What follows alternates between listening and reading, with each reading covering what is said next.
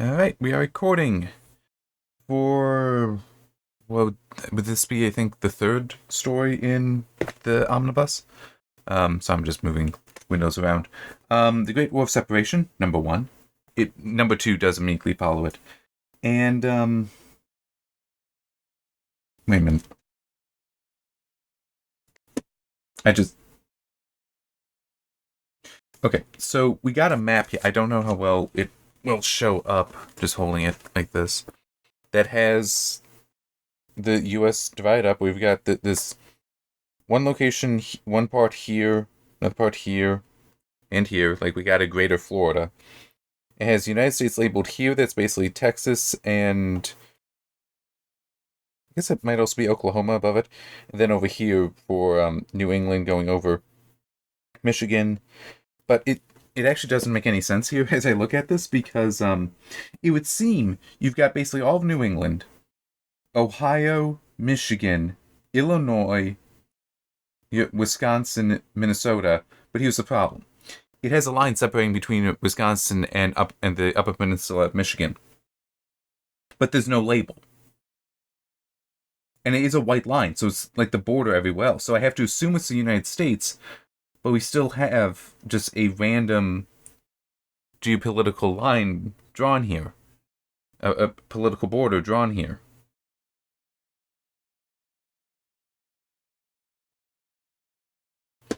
There's also, as I look at now, I'm also noticing Wisconsin, for whatever reason, is shown brown instead of green. And I don't know why. And it's also odd because this is a. Hey, let me. Okay. I'm going to read the paragraph introduction here. But first, written by Chuck Dixon, Jack Herbert artist, Candace Hahn for colorist. The United States of America is not so united anymore. Decades ago, the unthinkable happened. The unthinkable happened. A civil war that would later become known as the Great War of Separation tore this great nation apart. This limited series goes to the battlefield as we see Texas take up arms against the cartel, the United States, and the world as they fight to forge their own sovereignty. Heroes will emerge in the army and even in suburban neighborhoods. Texans are in for the fight of their lives as excepts forever change the face of modern warfare. So there's multiple things I need to comment on here. But this is the first use of the term excepts, thus far in the omnibus. Which I do have a little bit of a problem with. I mean, true, this is, because this is the first story set on Earth, it's also going to be the first, except for exceptional. And it's like, because I do hear some of the stuff talked about, I'm already familiar with that term.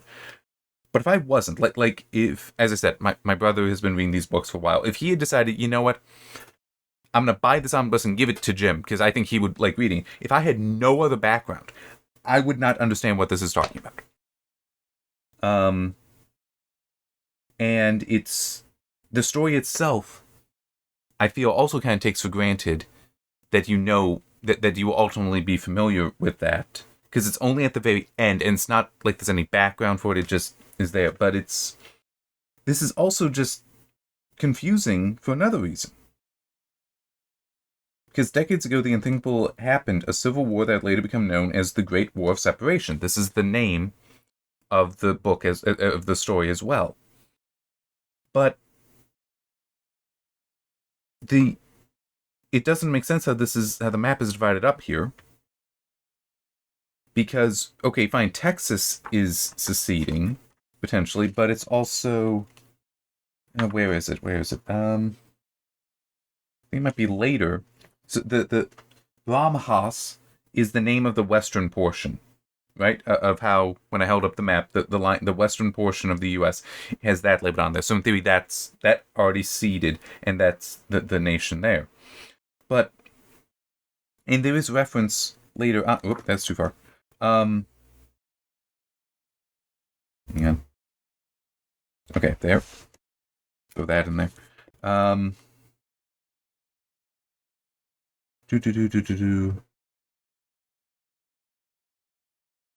Because there's a reference to, we don't want another Brahmas situation. That's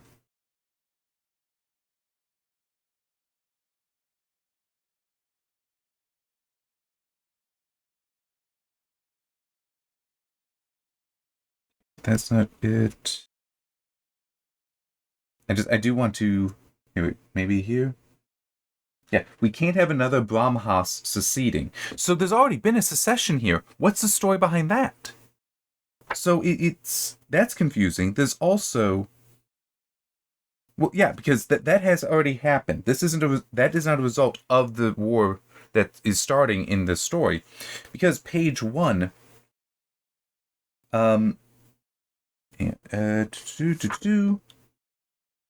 yeah, is set in a classroom. Is in a classroom, talking about the geography, and Avery, who I'm pretty sure is supposed to be just a young Isom, because again, I do know some of the stuff. Isom's real name is Avery.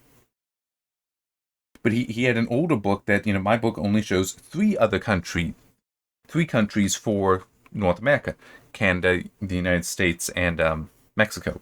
Although I thought that, I'd have to check, I thought that there were technically all the way down, that where the actual division is between North America and South America. Wait, there might be a few others, but anyway. As far as larger nations, though, yeah, it's those would be the three. And she's like, "Oh, you must have the older book, the teacher." And so here, everybody gather around if you can. I'll show you mine that's up to date. And you see, we have Brahmas to the west, and the Mid-Southern Alliance, and then Greater Florida, Mexico to the south, and Canada to the north, and then the United States where we live.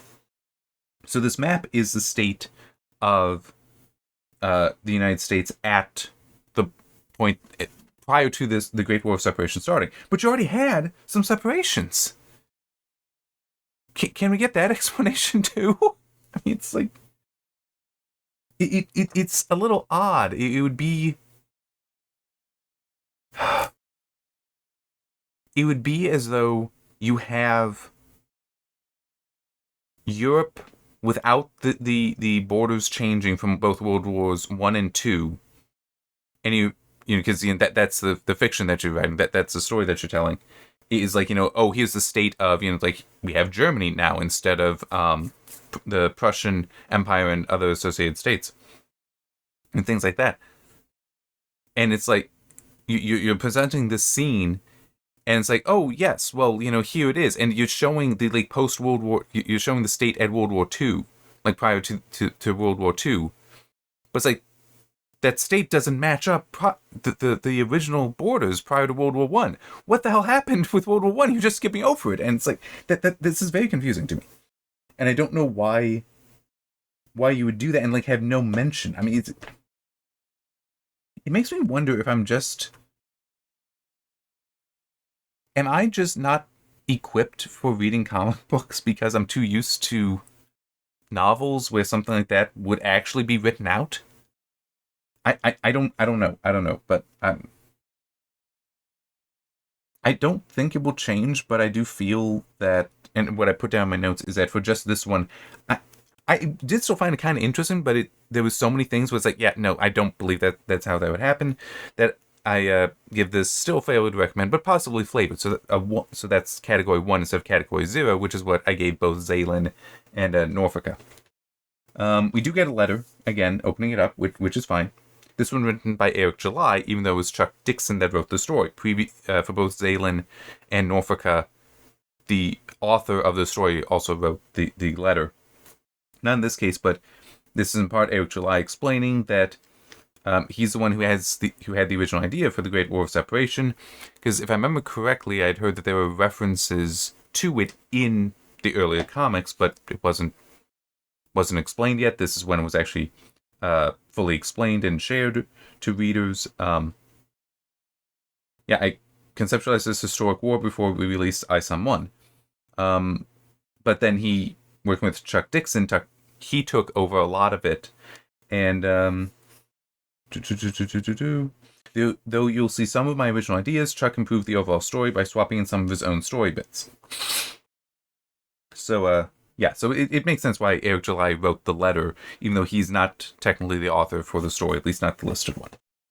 All right. Let me just. Okay. It then gets to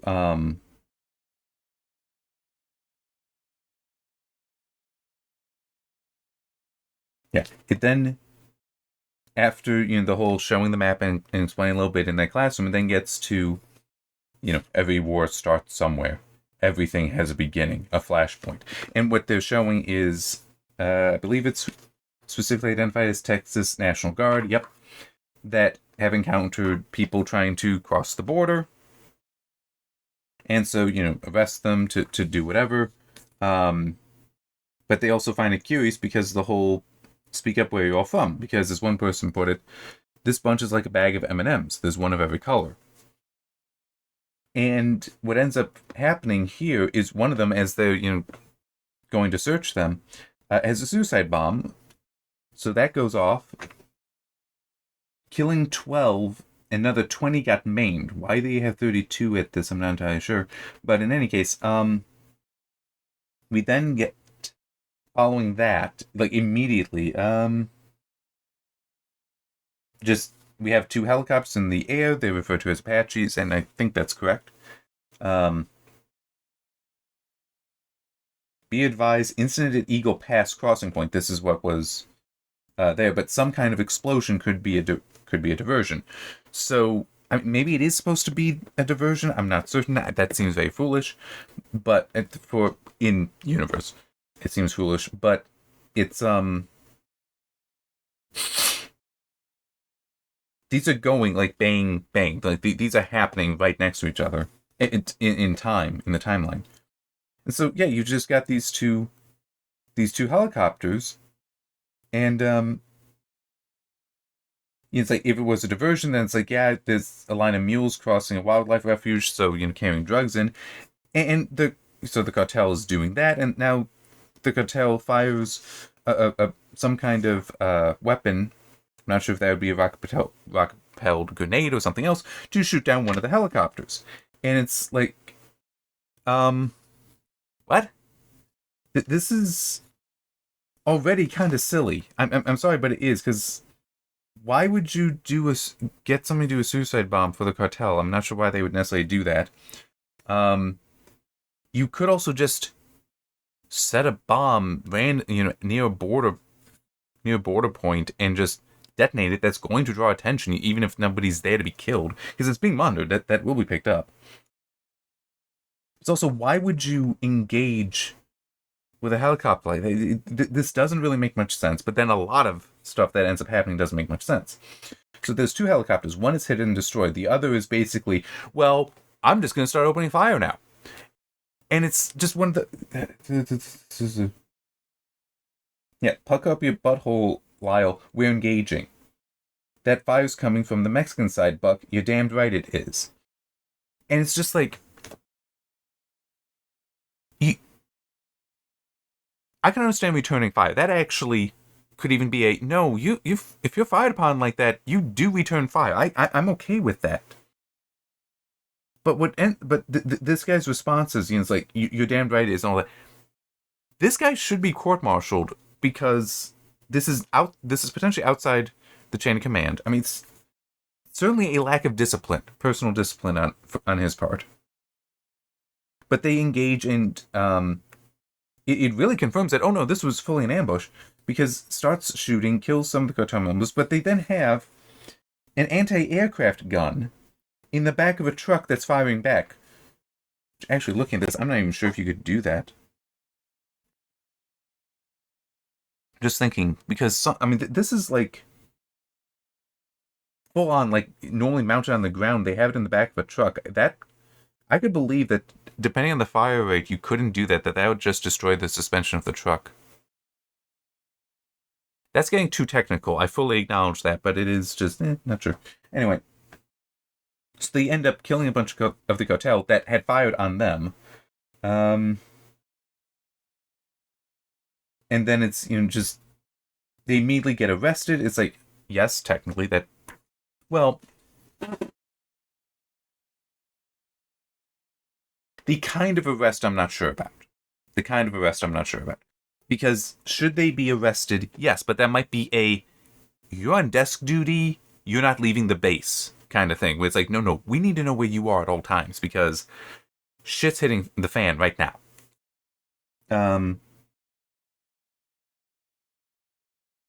But throughout this, there is everything just becomes focused on what these two did. Is it mentioned? Apparently killed. Well, yeah. The news talking about 43 counts of homicide and talk of a war crimes trial to be held at The Hague. It's like, no. Situation like that, there was no way we would allow them to be brought to The Hague. They would be court-martialed, though, because the way they behaved was incorrect. Even if Returning Fire was correct, because if they had an audio recording, I would think that, yeah, no, we don't want somebody that's just going to so blatantly disregard what's going on, disregard the larger situation, just be like, you're damn right, let's start killing them. It's like, no, I can believe that's... I expect better discipline. I just do expect better discipline, and this seems like everyone is just undisciplined. But there's never mentioned the suicide bomber. Never. For the rest of the story. Nothing. It even refers to, at times, like, the National Guardsmen fired first. It's like, no, they didn't. The suicide bomber that was that was a diversion that was first. But there's never mention of it. There was 12 killed, 20 maimed. And no mention. It's like, I'm sorry. So much of this story ends up reading to me, even if I'm wrong about the level of discipline I'm expecting from some of the military here, even if I'm wrong on that, it still is. Everyone is acting at such an emotional level and just ignoring important facts like the suicide bombing there. It's like, never brought up again. It's like, it doesn't matter. It's like, no, that matters. That matters. And it is just annoying to me. It really is. But yeah, and it's... They would not be tried at The Hague. They would be tried in the country. In theory, you might see Mexico trying to be like, hey, send them here. We need to try them. But it would be... But the most likely response in the U.S. would just be, after we're done with them, they get tried, they get sentenced, and it's basically they're going to be in prison for so long that Mexico will forget by the time they'd get out. And while yes, they would be in prison, there'd probably be certain things done to not make it as horrible as it could be, I could believe, where it's just like, yeah, no, this whole situation was bad, you're kind of being scapegoated. But by keeping them in an American prison instead of going to Mexico would also be to save their lives. Anyway. Yeah,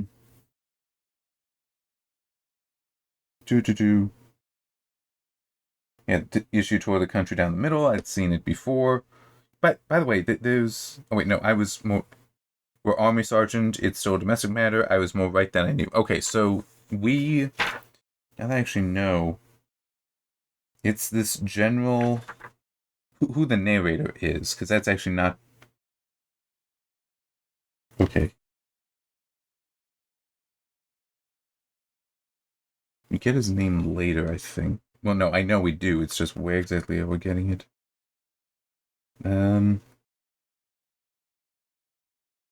Yeah, General Brian Solari. He's apparently the narrator. Okay. But, yeah, so the issue toward the country down the middle, I'd seen it before, only this time was different. This time folks are speaking up, folks who usually kept their opinion to themselves. It's like, yeah, I can see some of that, but how things end up navigating after this, again, it doesn't make sense to me. Like, I don't find it believable. I don't accept it. We get to see Avery's father and mother. Yeah.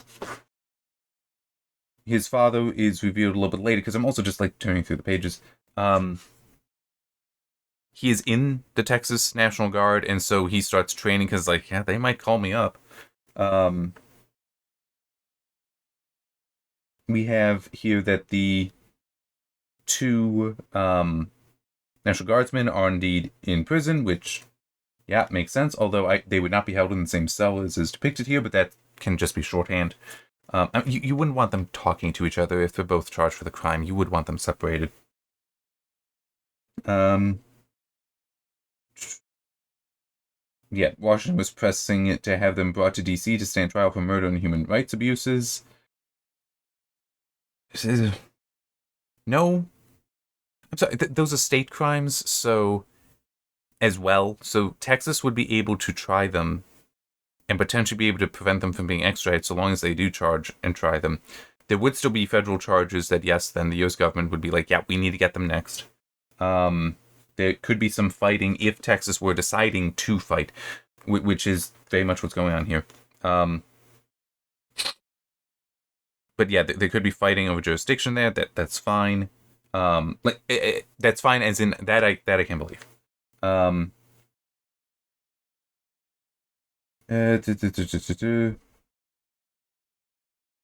we do have this, but in the end, Texans thought it was up to Texas to decide what happens.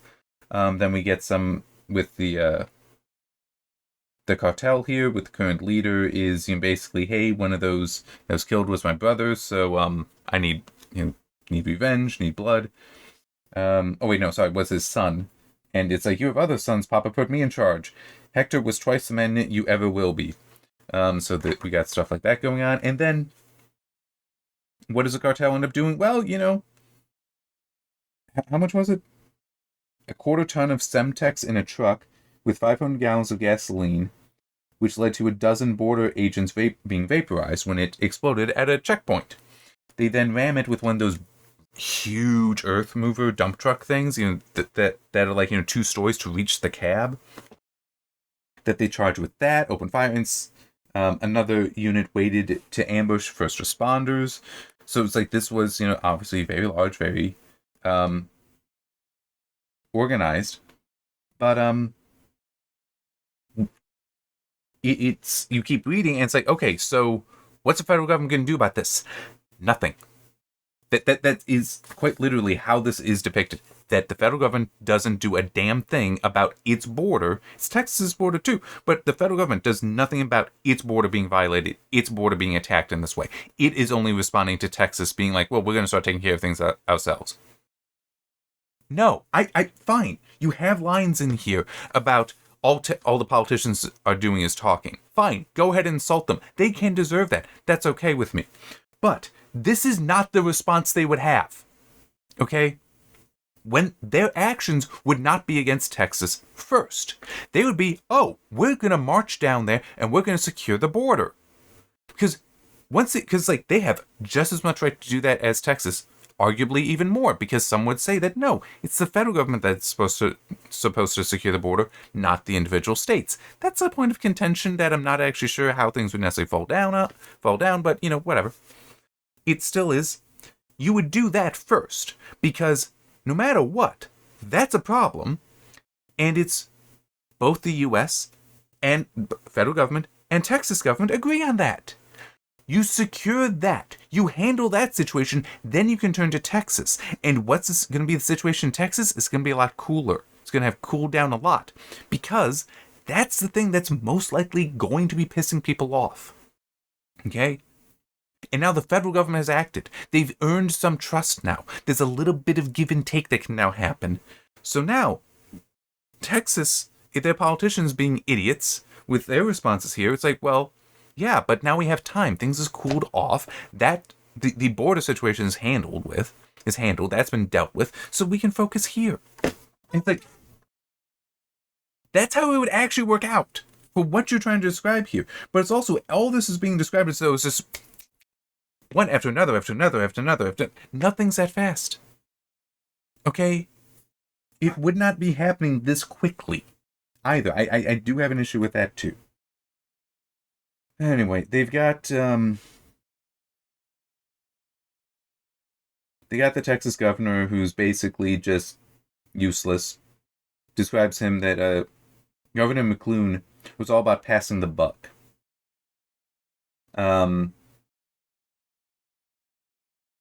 Yeah.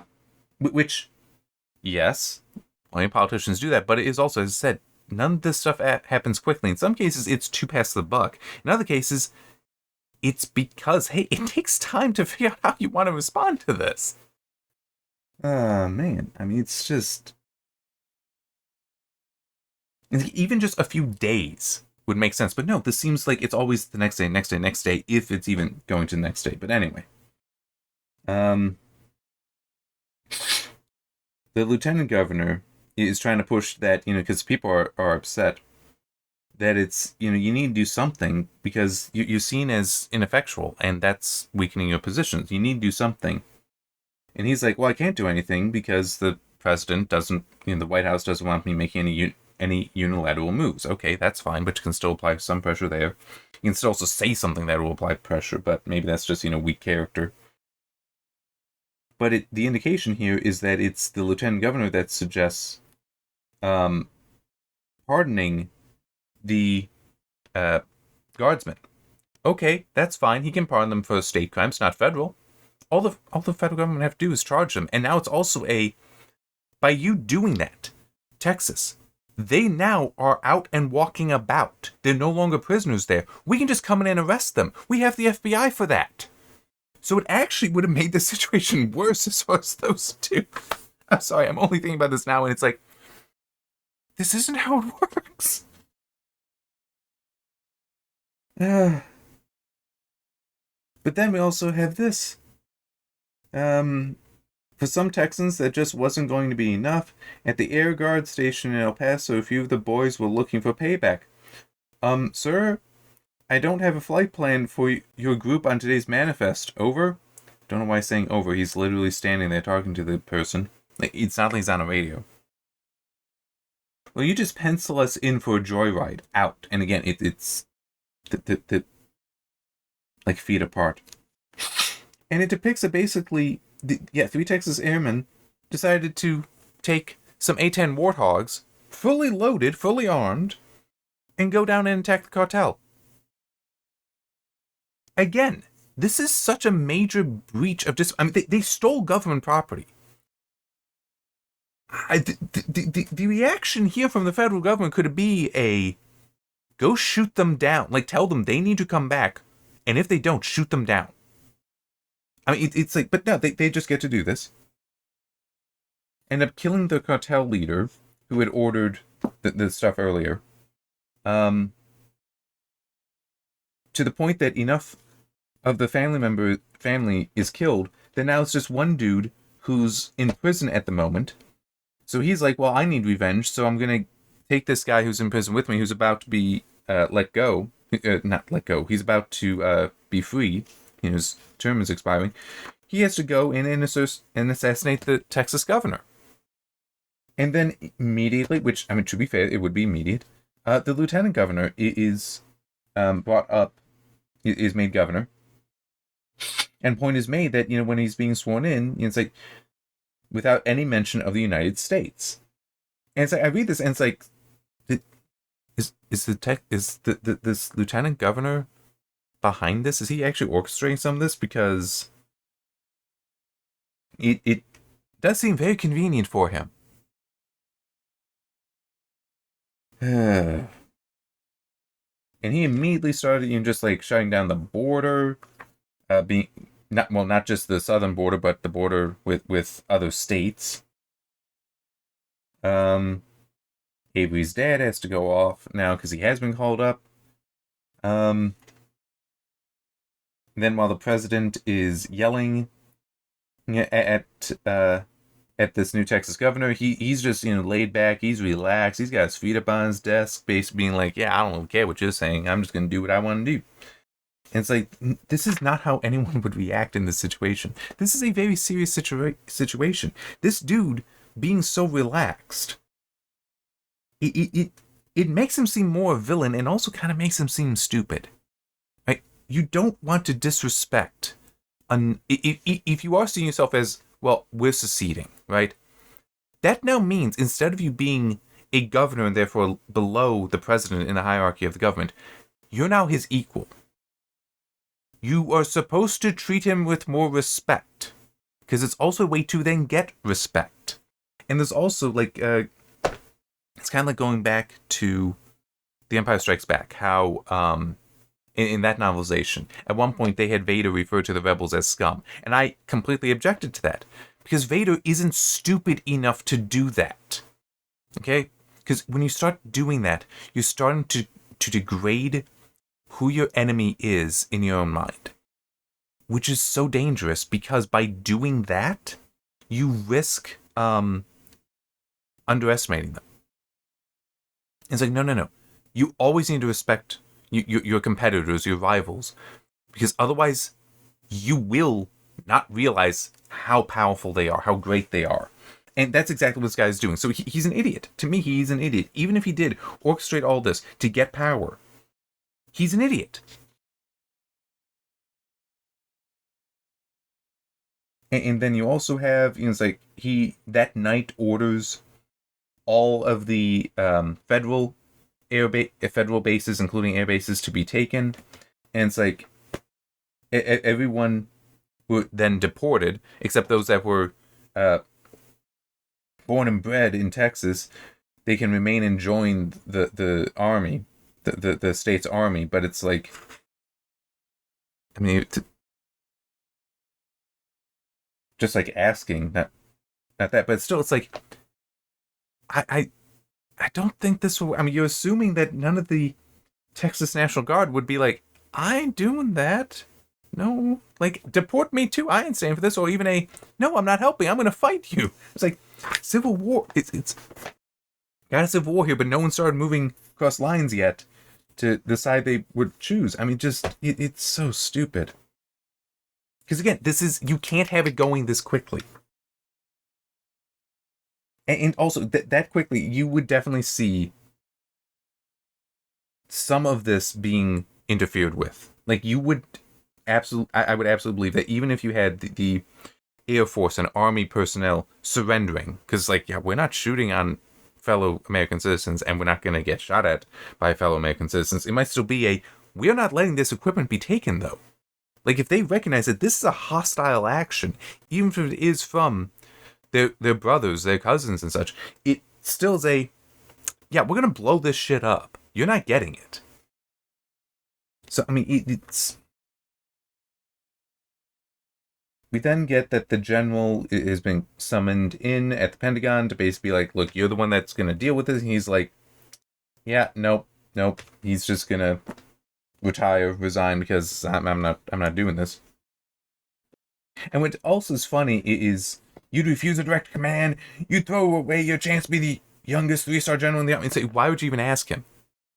I'm sorry, but there's just this, why would you have that reaction? Because it's a hyper emotional reaction here. I mean, it's like, look at him. He is so angry. He is so upset that dude is going to turn this job down. But it's like, sorry, I'm just trying to put this back. Okay. But it's like, you've apparently already had a civil war because the whole Brahmas thing. But it's like, you're actually going to think that you might not have people here that don't want to don't want to fight. I mean, it's like, it would probably be more of General, we need to know what your thoughts are on the situation. Like, where's your loyalty? And if it is sir, I am conflicted in my loyalties. Okay then, so we're going to need to relieve you of duty then. Or, alternatively, we're going to change your duties to somewhere that won't be an issue. Okay? Like, Alaska is nice this time of year. They have sunlight. So we're going to send you there. Okay? Like, it would be something like that. It's not going to be we're just going to make you do this. It's like, I mean, yes, I was talking about discipline earlier, but there still is, you need to respect that if his loyalties are potentially compromised, you either need him out, not necessarily broken out, like, because he's threatening to bust him down to a private. I'm actually not sure if, can you bust an officer down to enlisted? I'm honestly, I just don't know. But regardless, you wouldn't want to do that because you risk then him being a martyr, in the career sense, a martyr, and you don't know how that's going to break morale. Whereas if it's just he wants to leave, because maybe he'd be like, you know what, sir, no, I'm not going to Alaska. I'm just going to resign. I'm going to retire now. Be like, okay, because that's not going to inflame issues. Because there would be people that would be like, I'm not fighting American citizens. I don't care. I'm not going to do that. And others being like, and where you could just move for the first group, we could just move them. It would be fine. They can go to Alaska. Not going to be a problem. But there'd also be someone that's like, I have to get out. I don't want to be involved with this. Or I'm on that side. So this super emotional reaction is nonsense. I just... But so much of it, that's exactly what it feels like. It's just emotion. It's like, there should be reason. There should be thought here. Anyway, with the cartel, that guy decides to bring in somebody called Zeno, who is apparently immune to bullets. Like he just is getting shot, and he's got bullet holes all over him, but he's smiling. So he's then gonna go and kill the people, and he seems to be like something of a shapeshifter. So I'm wondering if this is the guy that was spoken about at the end of Zaylan, the escaped convict. Could be. Don't know. That's reasonable. But yeah, then we get this talking about there were skirmishes at first, a shootout at the Fort Smith crossing that sent the Arkansas boys packing. The U.S. Navy seized oil rigs off Galveston and Corpus Christi. There were a few run-ins over Texas airspace, but the real shooting hadn't started yet. And in Washington, they talked. Nothing new there. Except, well, for one thing, this is why we have the president, by the way. Because the president, by being the commander-in-chief, is the head of it. You don't have, or at least you don't need to have, Congress involved with any of the responses. That's the president's job. Right? Yes, the Congress declares war. That's also a very specific there's a legal definition for war. That's what they're declaring. There's other things that can happen.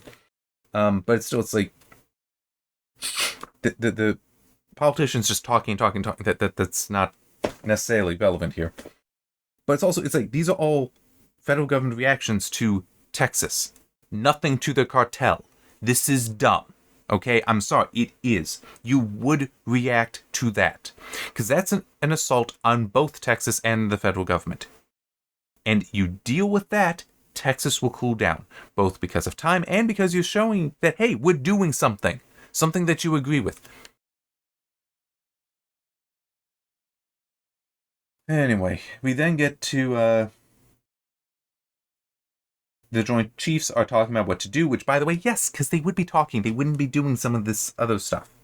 I mean, they would potentially move the Navy, although it would actually be the Coast Guard, I think, to around the oil rigs to secure them, which is either to actually protect them, or to be like, yeah, we want to make sure you're pumping for the U.S., not for Texas. But,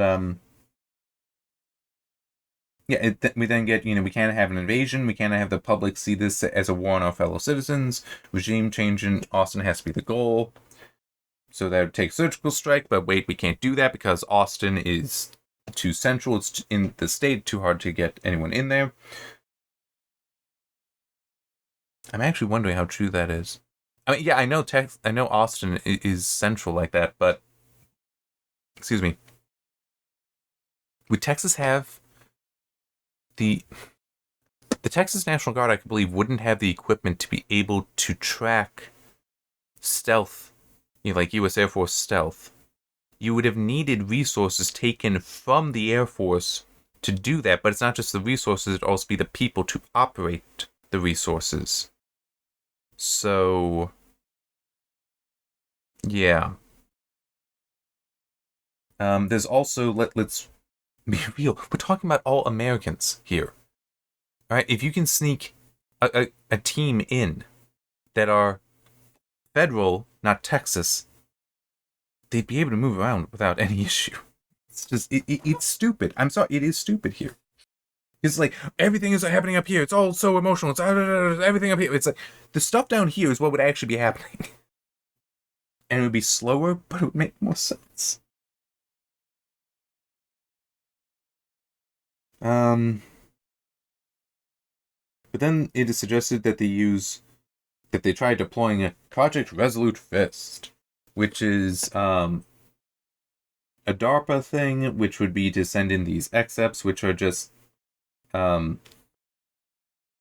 exceptionals. Involve the recruitment and weaponization of a set of exceptionals. Okay, it is recruitment. It does say that, so it's not the creation.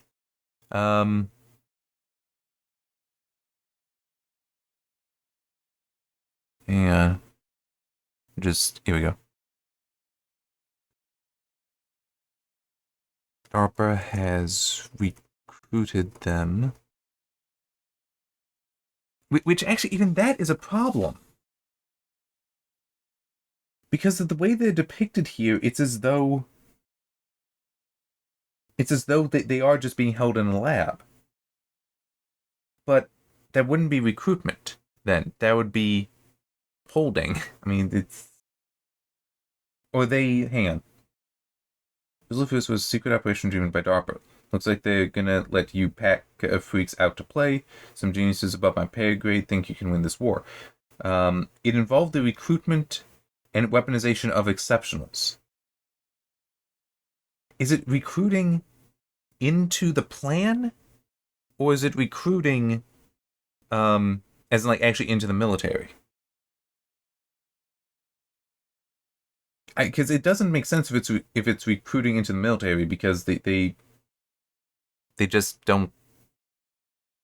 They're in a lockdown facility. It looks like, okay. These are not like, oh hey, we just happened to discover that these people that we have in the Army, the Navy, the Air Force, and Marines and such. It just so happens that they're freakishly strong. They have this ability or that ability. Huh? That's curious. All right. Well, we're gonna collect them together, or we're just gonna talk to them, find out about this, and then be like, look, don't talk about this to anyone, but when we need to, we're going to call you up to do some crazy shit.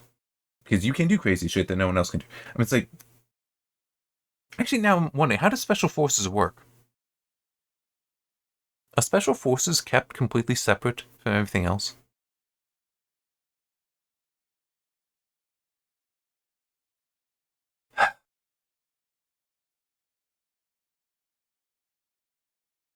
I don't even know what search to put in for that. Because I'm also just thinking, it ends with them being pulled together. So that's why I closed the book. The Navy SEALs, I do remember some stuff talking about them years ago. That actually is. You just have a whole bunch of people that are trained, but it's like SEAL Team 6. That isn't a persistent team. It's okay, we have a mission. We need a team, so we're going to make a team of Navy SEALs that have and we need these specific skills. So we're going to pull together and form the team now. They go do the mission, and then that's it. They come back home, the team is dissolved. If there's another SEAL Team 6, it's a completely different team. And that the SEALs are just on a more normal deployment. Is that how it is for other special forces? I would think that's what you would want. Because that's... You don't want... You're in theory, best fighters to just be sitting around some base waiting for a mission. You would... I mean, yes, they would still be very valuable, but I think you would still have them embedded with normal units, and then whenever you need them, you call them back. I would think it would be more along lines like that. Because you don't want them just sitting around doing nothing. Plus, it can be helpful for morale to have access, for normal units to have access to their skills. They could also be used for training, because, if you can bring up other people to be closer to your skill, that can be huge. I mean, it's...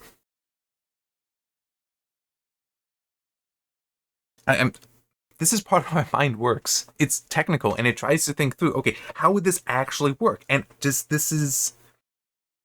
I still found this somewhat interesting, but it's just enough that's hitting the technical side of my brain where it's like, this isn't how this would work. You would not have this thorough lack of discipline. You would not have such disrespect. You wouldn't have this constant yelling and such. There would be certain things happening, and you wouldn't forget about the cartel. You would not have the federal government forgetting about the cartel. What is this? Oh my god. It's also hard to imagine that the Air National Guard for Texas just has A-10 Warthogs at its disposal. I mean, it just... Why? Those are a very specialized aircraft meant to annihilate basically any ground vehicle. These are the things you send in to destroy any tank that exists. And yes, they can also be used to take out buildings and such, but it's like, that's what they're for. And it's a relatively close air support as well. So they'd be faster than a helicopter. I believe they carry more munitions than some helicopters. But it's like, they kind of are in a place, at least my understanding is they're kind of in a place between a helicopter and like a fighter craft or bomber. Which is still very helpful, because sometimes you need them close. You need something close and also fast. I'm pretty sure it would be faster than a helicopter, so they can get in there fast when you need them, but also just strafe across and then get out before getting hit. But it's just, why would the Texas National Guard have that? The Apaches, that I can see. That makes sense. But not Warthogs. Not Warthogs. So yeah, it's still failed to recommend, because it's just, well, yes, I'm seeing stuff interesting here. There's just too much stuff that my technical brain is like, no, this isn't how this would work.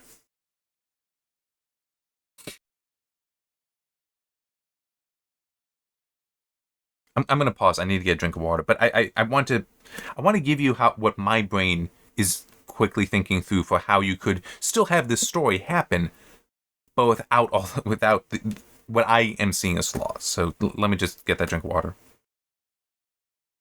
Okay. First, drop the suicide bomb thing. That it's not used in the story at all.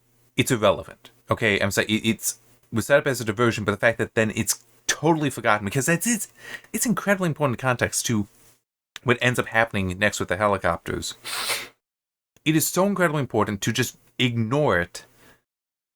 Just remove it entirely. It does not serve any purpose then. Just have the cartel decide, hey, they got their hands on something, they can shoot down a helicopter, and decide to shoot down a helicopter. Then the second helicopter decided to respond by shooting back. Alright, so you can do that, that's fine.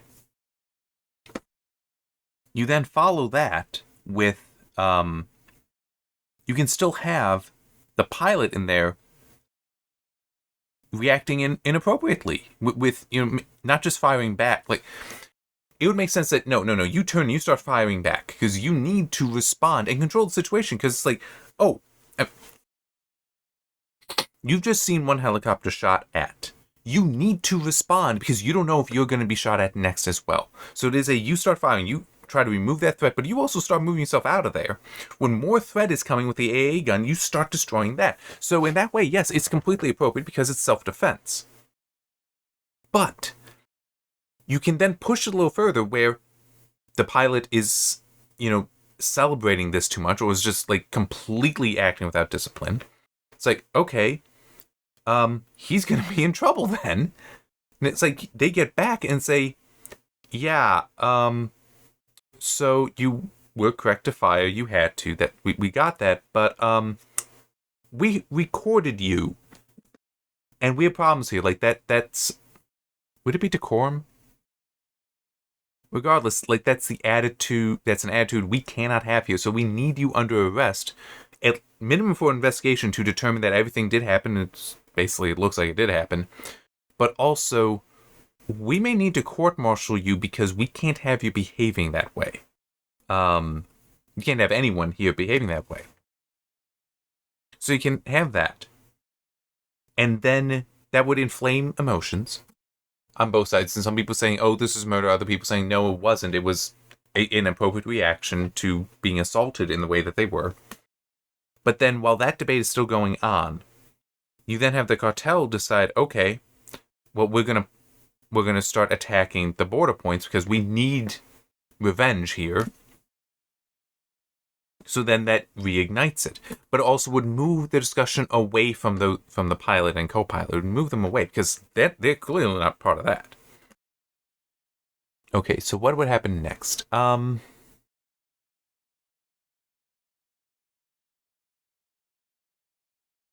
At this point, you can then have... You can't have the A-10 Warthogs going in. There's no way you can explain that, okay? It just... No. Because it's also, at this point, everyone would understand you need the discipline. You need discipline there. You need it, okay? There is no heat of the moment actions, okay? Everything has to be... everyone has to be disciplined. And also, like, the three taking off, and it's like, oh, just put it down as joyride. It's like, no, sir. You need to get down from there. I was like, that is what would be the appropriate response there. You are violating so many things. You cannot be allowed to do that. You will be, like, I will open fire to keep you from taking off. I will destroy you if you are in the air. It's like all that stuff would be happening. So you have the cartel do the bombings that they show there at the border points. Have Texas respond first. Where it's like, okay, we're just going to start securing this with great aggression. Which can just be we're putting in border walls immediately. Like you wouldn't even know we could build the things this fast kind of thing. While the federal government is like, we need to figure out our response. It's like, so them being a little bit slower, which is creating some tension there. And it's also, it's like, hey, was Texas citizens killed? Well, they were also federal officers if they were border patrol. Yeah, but they were Texas. They were Texans. So that you can have the tension there.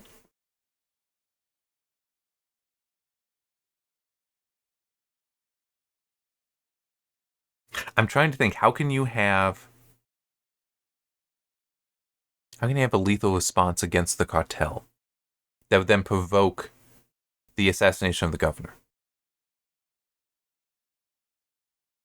Or do you even bother?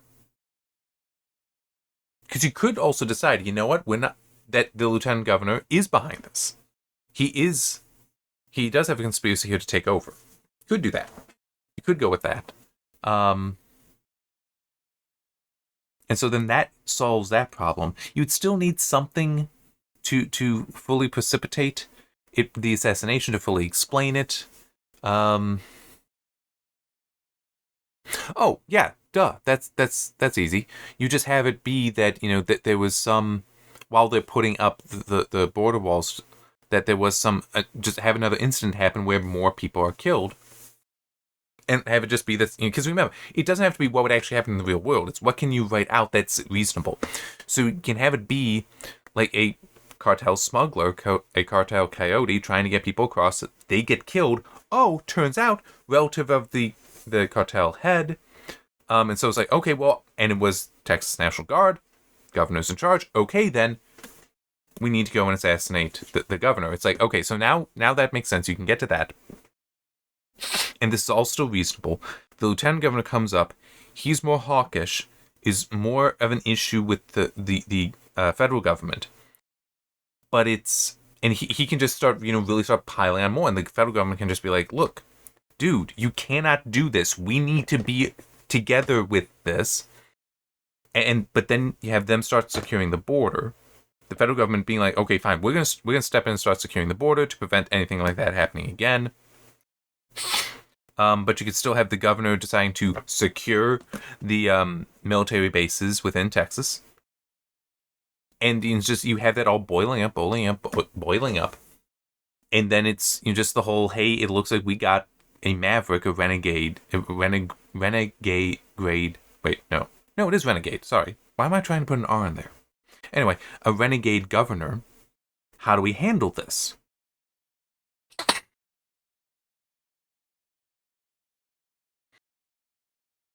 Because you can go off of the fact that they were securing the military bases, then be like, okay, we need to get him out of there. or just somehow get these military bases back, that can then justify, okay, well, we need to do this with a small team.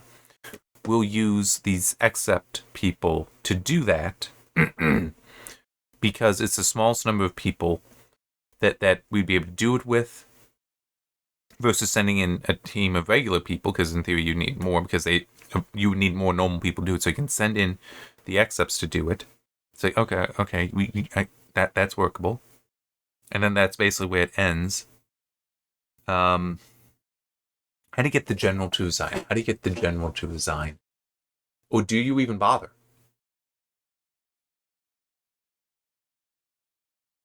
I don't know what is coming up for this General Solari. I don't.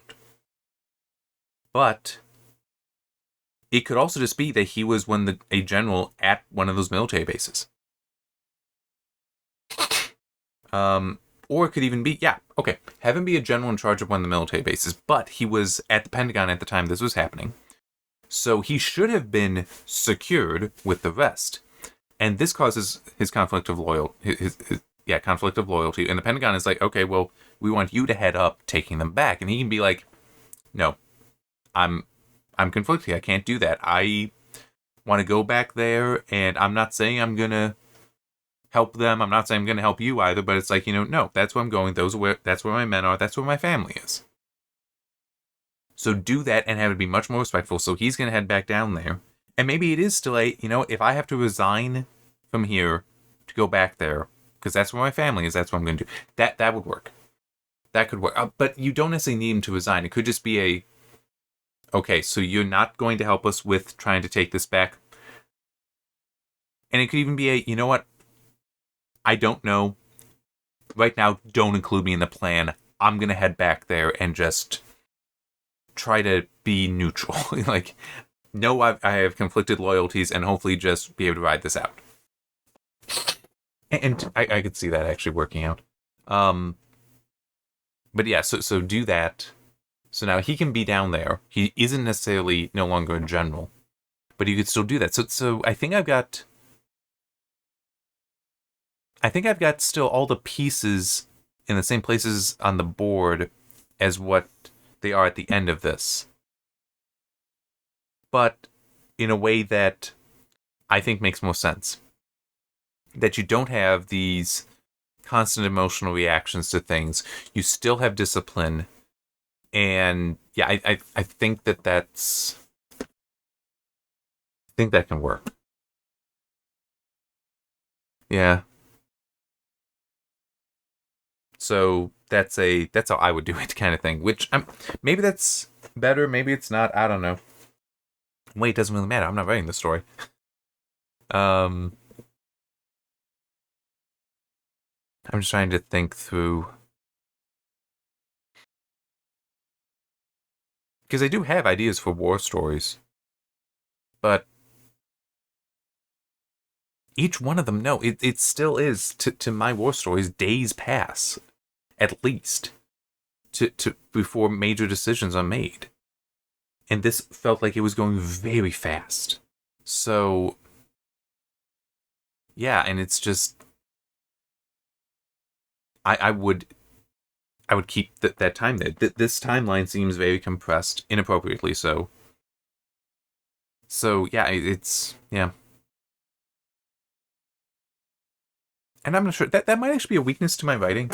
I will acknowledge that I do realize this sometimes when I think about my stories, that I tend to have characters very often at a very level-headed mindset.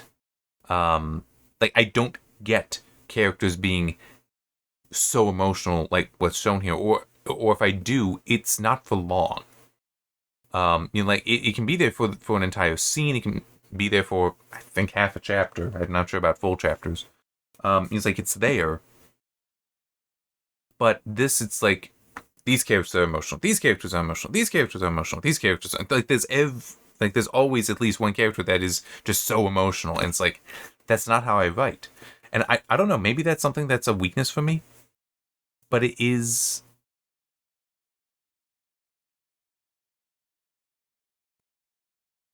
it doesn't have to be a weakness. It might just be you have to have a balance between people that are deliberate versus just reaction.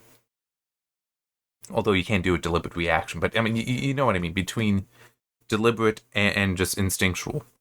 And maybe I do lean more towards deliberate. This definitely felt way too far too instinctual. So yeah, I don't know, but it's just hopefully Great War of Separation 2 is better. Don't know. I've been doing these one a day, but you know what? Instead of trying to do something else, I think I got enough time tonight. I'm just gonna do part 2 right away. So yeah, not gonna be putting you'll still see it tomorrow, or tomorrow, because this is 3. So if I have these start going out on a Monday, oh wait, no, this would be coming out on Thursday, because introduction, Norfolk, Zaylen, this, then Great War Separation Part 2, that would be Friday for this coming out. I haven't actually started scheduling these yet, so I'm still wanted to build up the videos first, get a sense of how my schedule is going for recording these before actually scheduling the videos. But no, I think that is because I already know I want to do these, just have these come out just on the weekdays to give me more time, so I have free time to do other things like write the book, which I did start the second draft of. Not the happiest with it. I think I may need to already rewrite some of that, but that's okay. That's okay. But instead of doing that, I think I will just go straight to Great War Separation 2. I'm not sure when I get to ISOM or Yaira, since those are... Actually, no, it may work out fine. Because maybe I'll be able to do those over the weekend. But I don't think I could do three videos in a single night. So we'll see. Or maybe I would just have to, separate them. Do them on different days. But anyway, see you next time.